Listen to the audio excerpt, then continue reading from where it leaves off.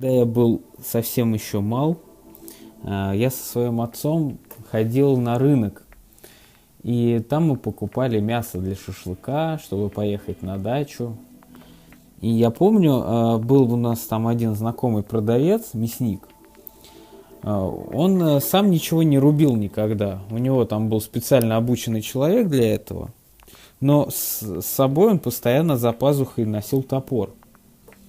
И как-то я его один раз спросил, я маленький мальчик, спрашиваю, это абсолютно безобидный вопрос: дяденька, а зачем вам топор все время с собой, вы же им ничего не рубите? На что он, не задумываясь, мне ответил: ну как же, я им рублю тех, кто задает мне дурацкие вопросы.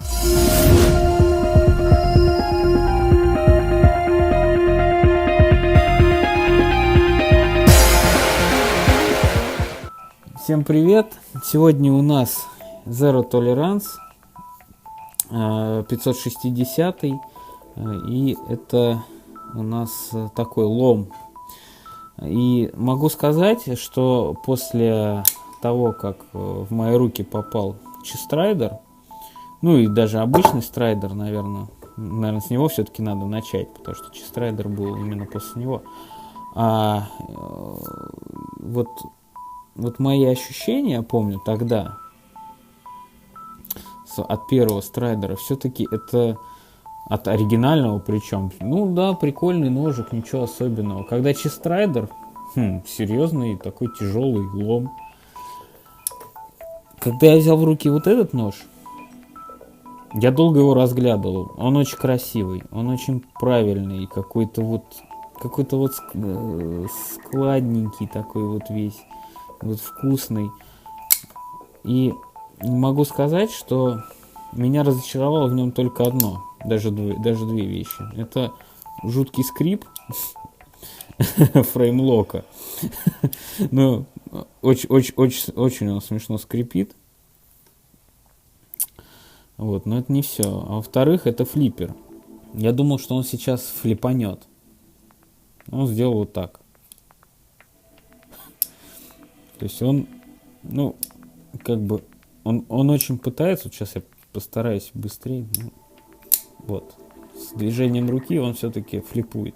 Он красивый, насколько я помню, это Gunner Grip называется. То есть покрытие, которое, достаточно позволяет плотно сидеть в руке, то есть если даже у вас рука в каком-то жиру, может быть, вы как небезызвестный ютубер Пузамен, там режете куру, жирную куру с жирными руками, и берете в руку нож, и оно точно не выскользнет, сука, блядь. Я вспомнил ножи просто, которые он показывал. Сука. Ой, просто пиздец. Ой, блядь. Так, все.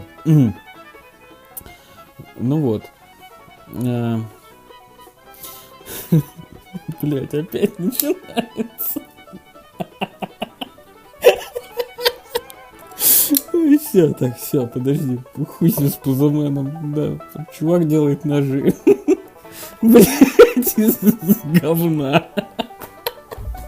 Говняные ножи из говна, мне кажется, надо было так канал его назвать. Так, все. Блять, почему я про него вспомнил? Так. Сука. Не могу. Ой. Так.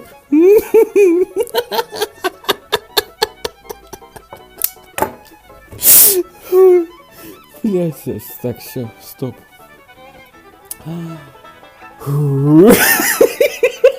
Блять, не могу. Ой, надо ссылку на это видео дать. Под видосом. Так, все, собрался.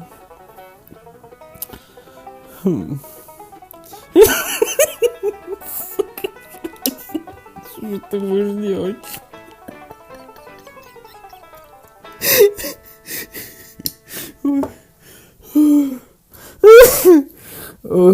Все. Сука, не могу. Да я вспомнил этот видос, где он ножи показывает. Какие-то, говорит, проблемы с материалом. Скорявки какие-то в кадре. Ой. Ой. Ой. Все. Все. Так, все. Ну вот. Значит, Ганнер Грипп. И он...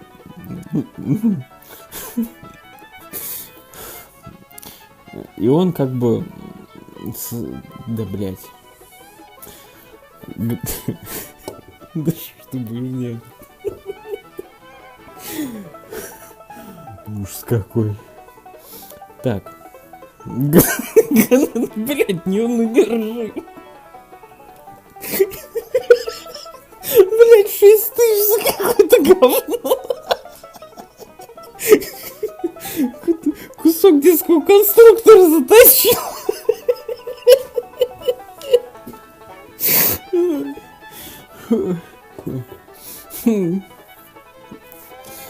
Вот.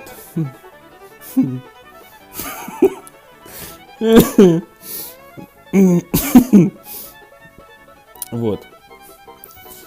И Ганнер Грипп, он обладает такой структурой, которая не позволяет жирной, сальной, вонючей руке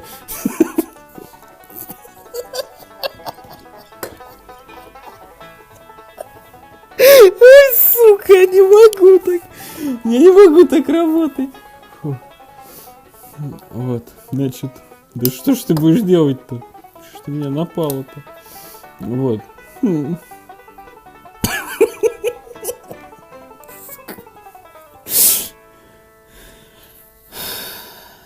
Ганнер Грипп, да, блядь, что ж такое, я говорю про Ганнера Гриппа и его вонючую лапу, представляю, Саль, которыми он куру резал.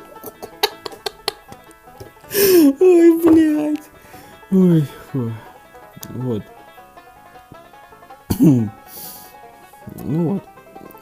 Значит, Ганнер Грипп не позволяет руке скользить, если там рука в каком-то жиру, в масле, еще там в чем-то.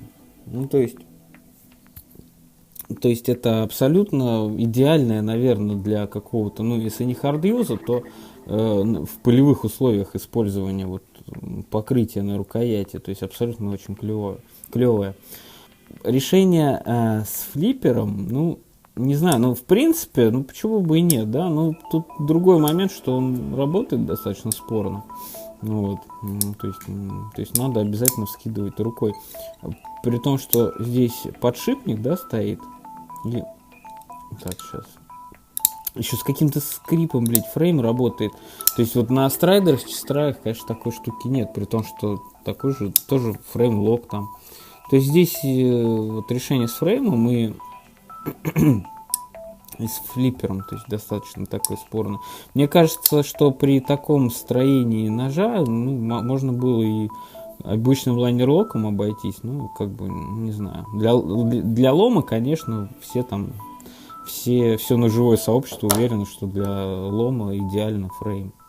Вот, ну, не знаю. Вот. Шпинек, вот слышите, да, такой звук, такой смешной, когда его открываю, то есть такой скрипящий двери, плохо смазанный. Шпинек, как и у страйдера, он упирается, значит, здесь в рукоять и тем самым, значит, обеспечивает жесткость. А как мне сказал, в общем-то, владелец этого ножа, он сказал, что, конечно, лучше еще вот так вот пальцем на всякий случай подтыкать этот фреймлок, потому что иначе нож начинает дико люфтить. Сейчас вот ничего не люфтит, но вот когда он мне показывал, когда он его только принес, то есть он там дико как-то люфтил у него, то есть дикие звуки какие-то издавал.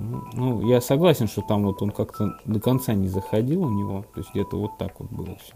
Покрытие Tungsten DLC. То есть шикарный вот этот стоунвошик. Ну, он очень красивый. Он еще его в зеркало так заточил. Ну, просто красавец, а не нож. Мне нравится, что тут этот плавник, он как бы роль Чойла так исполняет. Ну, вот классно все сделано. Вот, единственное, как бы, ну, вот эта насечка, но насечка такая же и на Страйдере есть, вот, так что это, наверное, удел всех ломов, вот, иметь такую, как бы, достаточно грубую насечку, ну, хотя бы потому, что с таким ножом, я считаю, что идеальней все-таки в перчатке работать. И, кстати, сам этот Gunner Grip, он тоже, он из перчатки будет шикарно отрабатывать.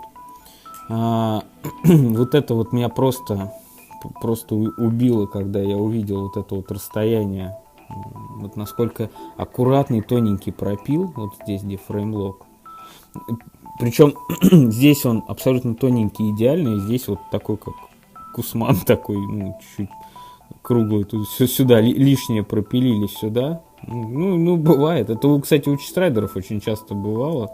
Я видел там у других людей, да, я не думал, что на Zero Tolerance такая шляпа может быть. Но это совершенно не портит ничего, ни вид, ничего. Все очень круто. Нормальное темлячное отверстие.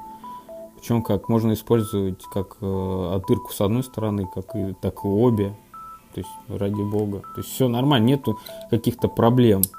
Да, то есть не будет там ничего отрезать, как-то опять же вспомним Страйдеры, где там отрезать, вспомним Мили, где там для обычной нитки какой-то хлопковой там эта дырка.